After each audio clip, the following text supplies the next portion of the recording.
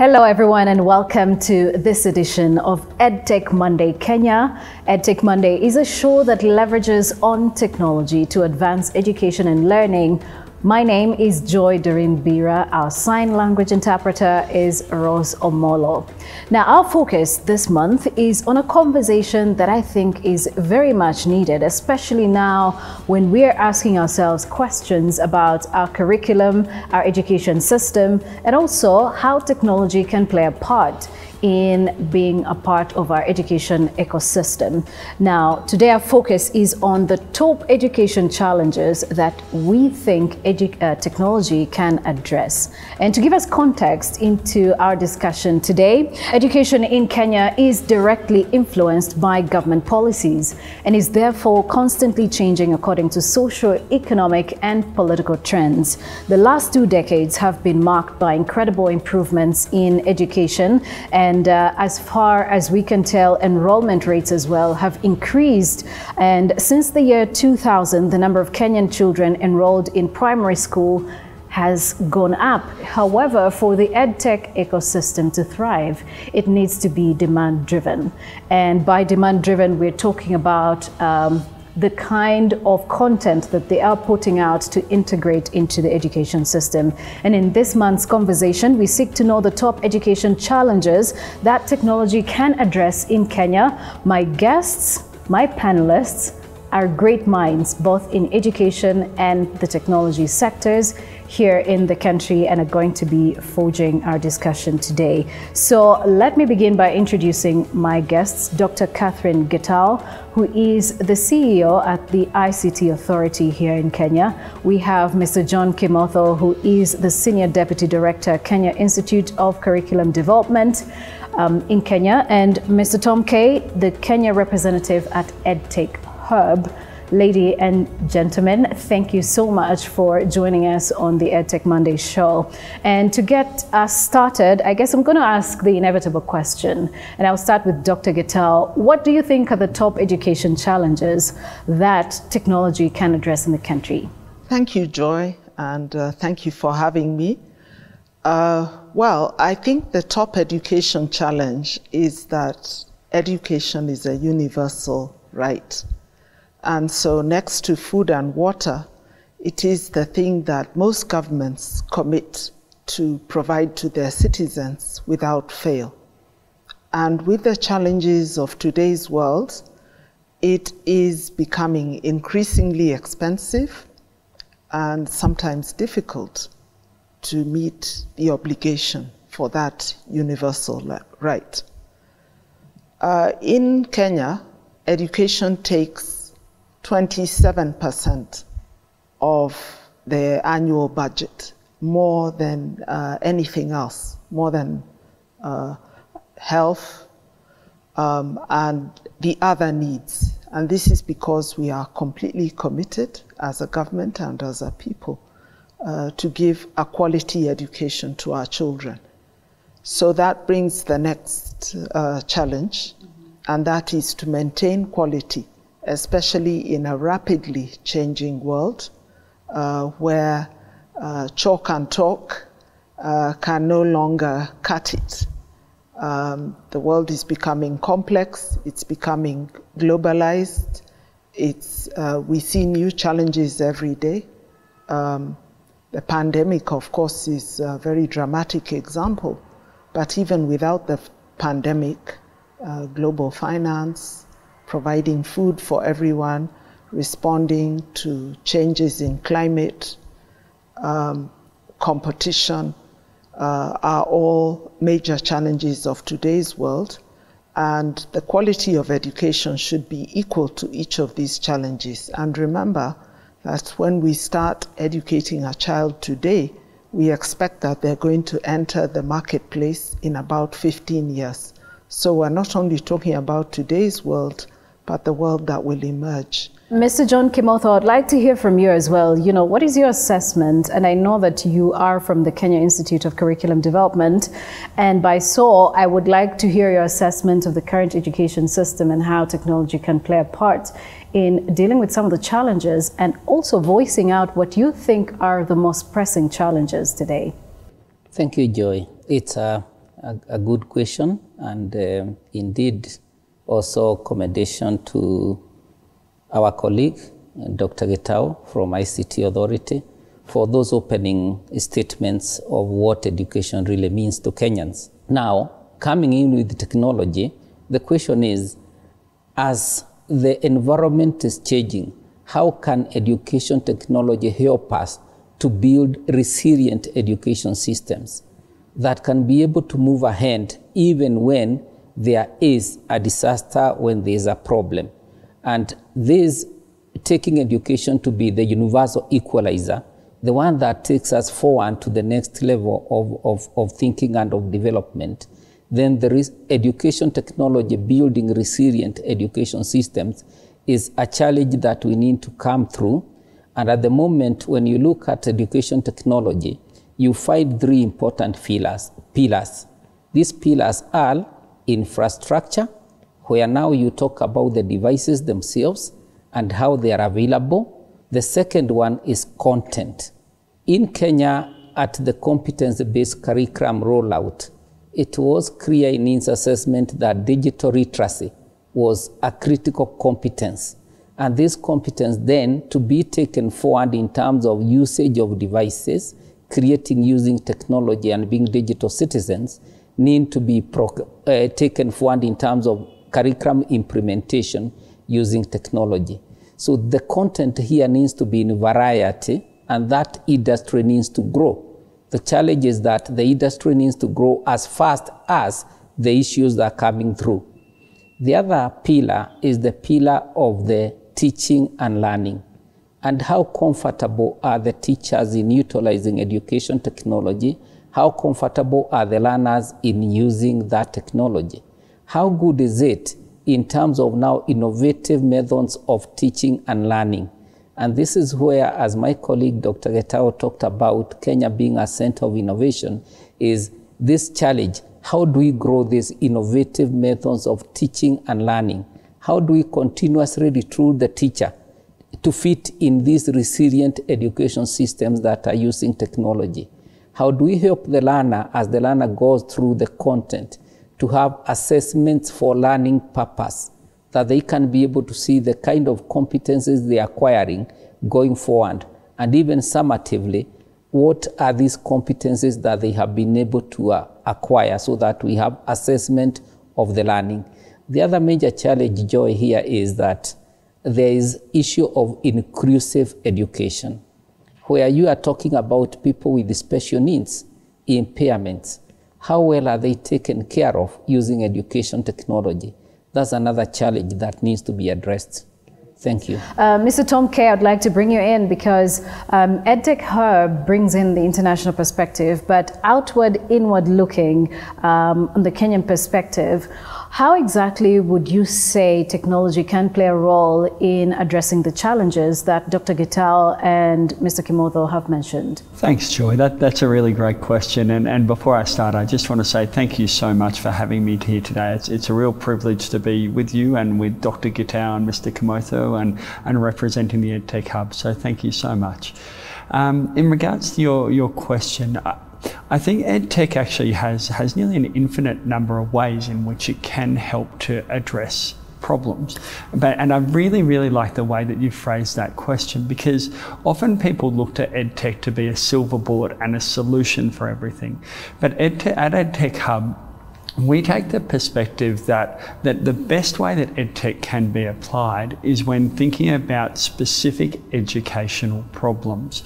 And what I mean by that is we know a lot already about how education works. Best practices in knowledge transfer. As Dr. Getao mentioned, standing up at a blackboard, a teacher with a piece of chalk and talking at students, it's not a great way of developing knowledge, but engaging children in child-centered learning is.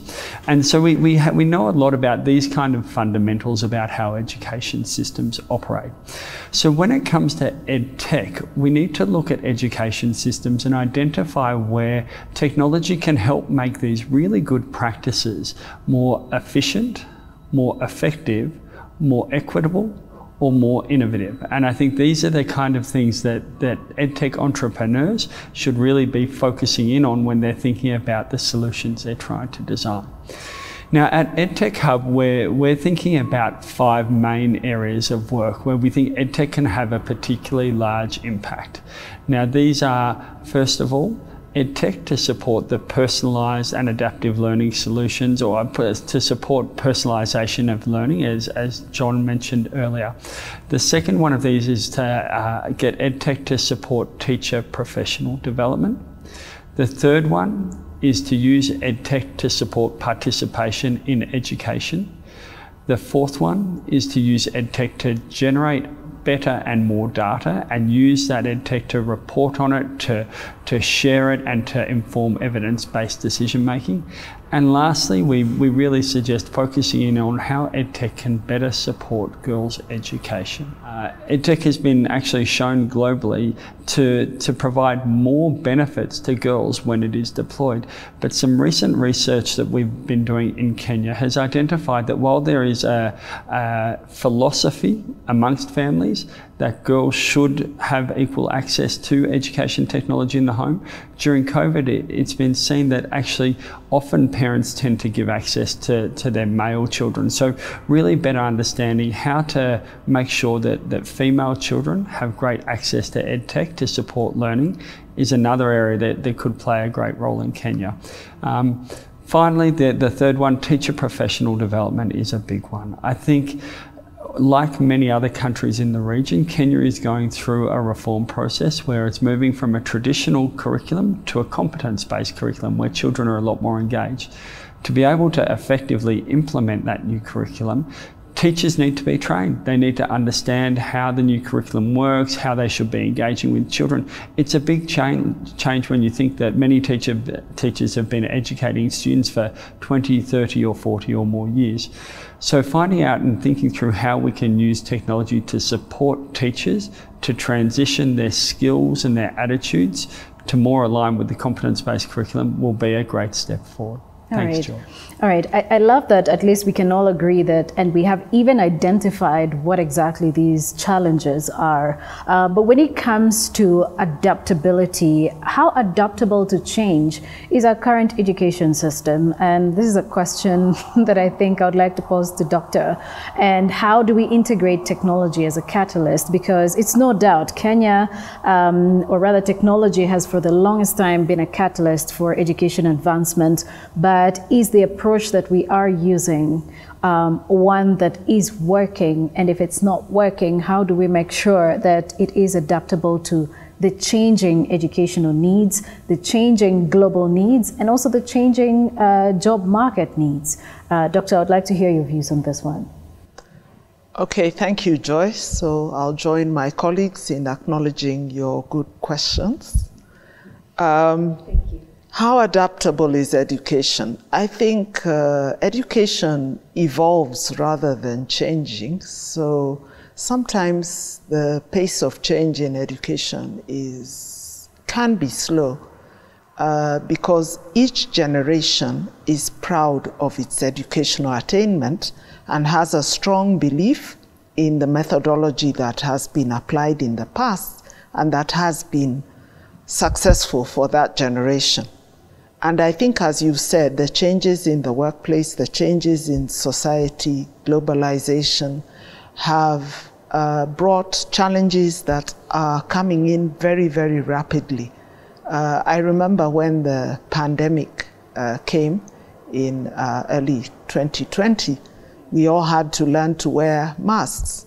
We all had to learn to socially distance, something that was extremely unnatural.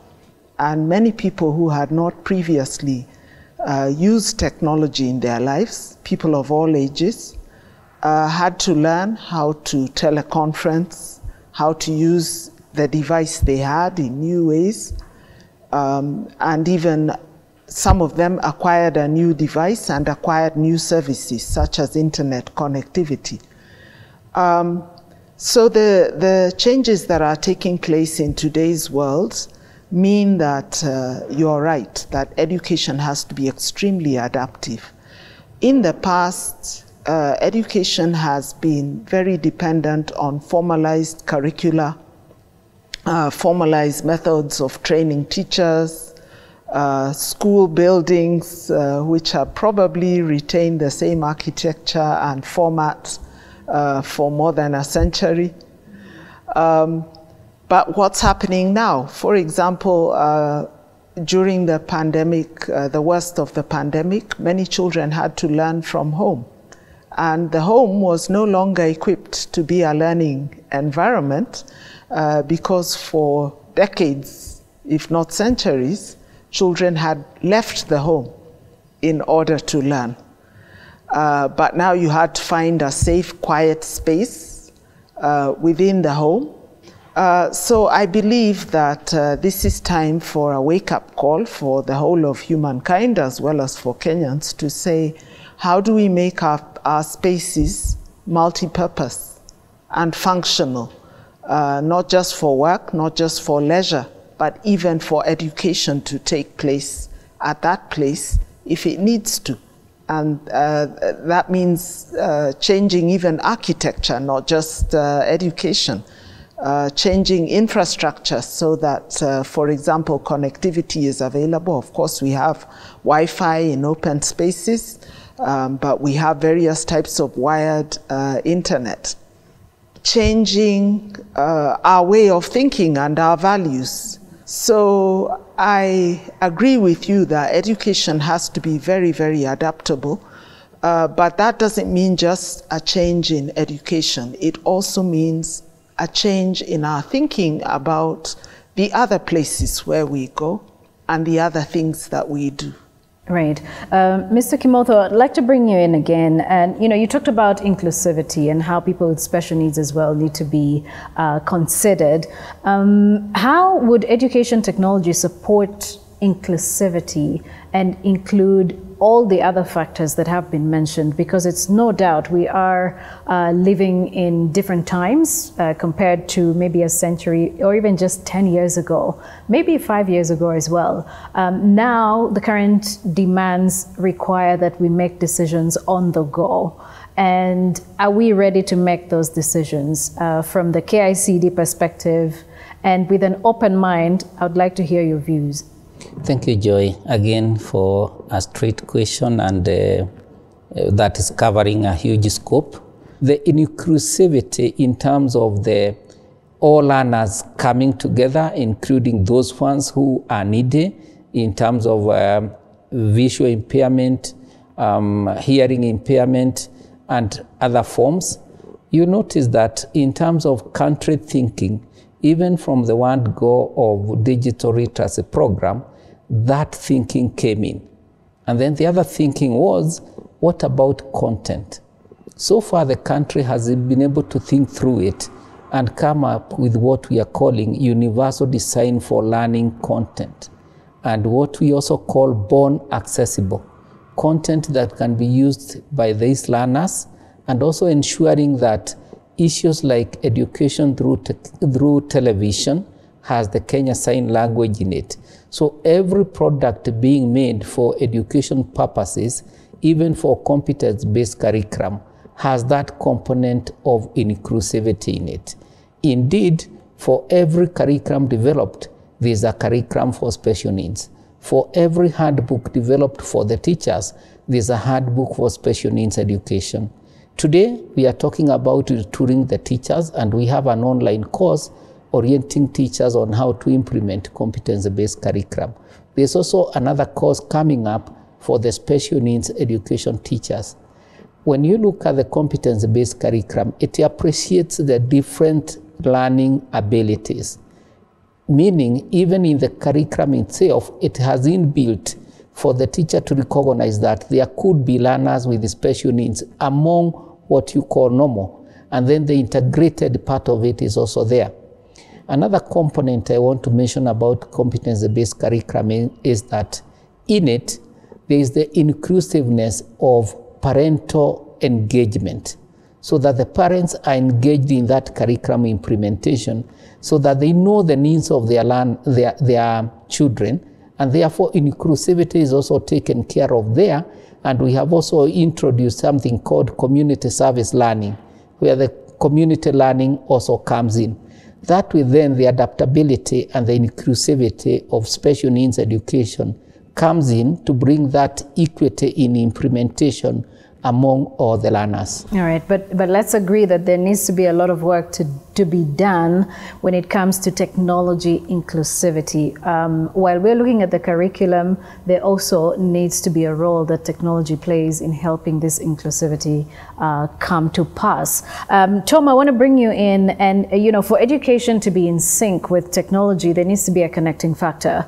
And if you look at Kenya as a country, and Dr. Gitau as well as Mr. Kimotho have mentioned the different aspects of technology, where we're at, what those demands are going to be, as well as yourself, you did mention as well some of those aspects.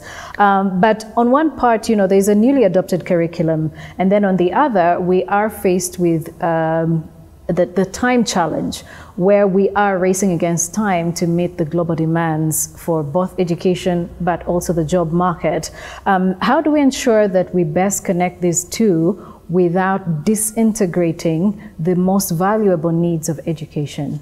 In terms of specific actions to turn around the education system, number one, understand your learners. So really dig into the data and get an understanding of where learners are, what technologies they have access to, and how they're progressing in terms of rolling out the new curriculum and engaging in that new curriculum. So really get the data on that, because the access to technology for children in Nairobi is quite different to those in Mombasa compared to those up in Eldoret and other areas of the country. So really getting into the data to understand where students are and what technologies they have available to them is a really important first step.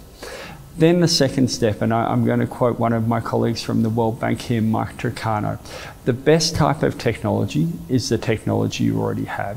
So what we want to do is, once we understand the students and understand where they are and what technology they have access to, is we need to design solutions that provide content to those students through the particular modality that they have access to. So if a student only has access to radio, we need to make sure that radio stations in those areas are equipped with educational content, and that a schedule of lessons is well designed and can cover the curriculum. And then the third really important part is, because we know there are a diversity of different technological modalities, so TV, radio, internet, all of these things, we need to do a proper mapping of what content is available for each of those modalities. So we need to look at every single subject and every single grade of the Kenyan curriculum, and make sure that every learning outcome within that curriculum has a piece of content that is aligned for use on radio, on TV, on internet, and different elements like that, to get a better understanding of what content we have at our fingertips to be able to deploy that to those areas. All right.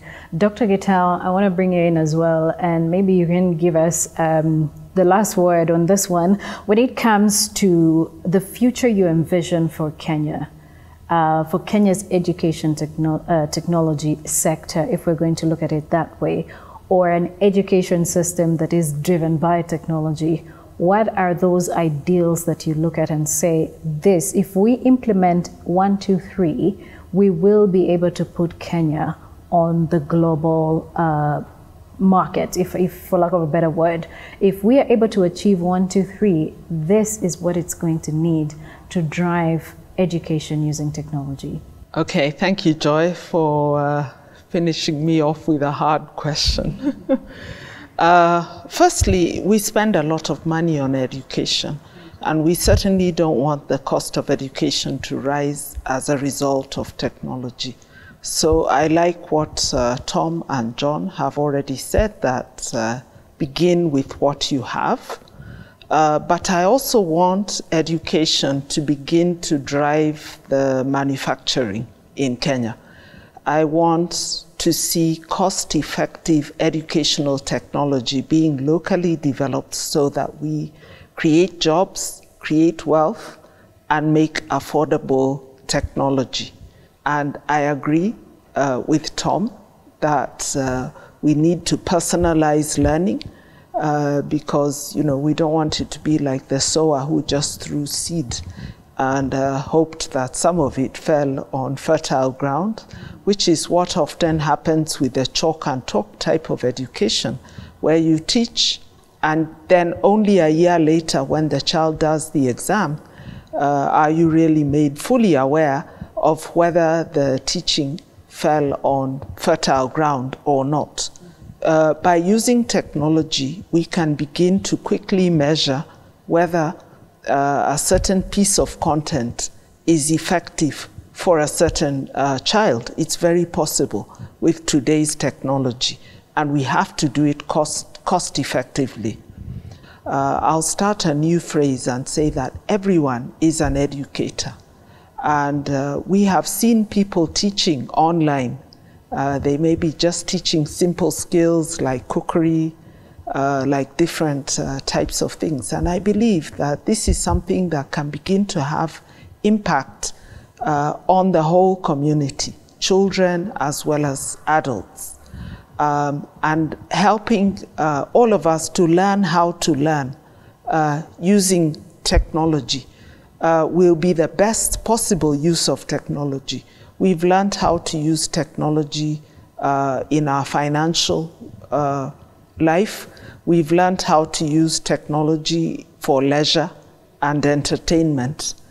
Now we all need to learn how to use technology for educational purposes, because we need to learn throughout our lives. And to do that, all of us need to go into the educational space and become educators through technology. I love that. We each need to become educators. And that's a good way, a really good way for us to end this conversation. So I'd like to say thank you so much to my great panelists, Dr. Catherine Gitau, who is the Chief Executive Officer at the ICT Authority here in Kenya, Mr. John Kimotho, who is the Deputy Director at the Kenya Institute for Curriculum Development, and we also had Tom Kay, who is the Kenya representative at EdTech Hub, Mr. Tom Kay. Thank you all so much for taking part in this discussion. I do appreciate that. Your views and your comments are very much welcome on our Facebook page, that is Young Africa Works. And also you can go to our YouTube channel, which is the Mastercard Foundation, if you're looking for any of the EdTech Monday conversations that we have had here. So thank you also to our sign language interpreter, Rose Omolo, for a good job done. My name is Joy Doreen Bira. Thank you all for watching. Next month, we do have yet another intriguing conversation that you do not want to miss out on. It will be in collaboration with the World Bank. Until then, thank you all for watching. Let's keep the conversation going. Bye-bye for now.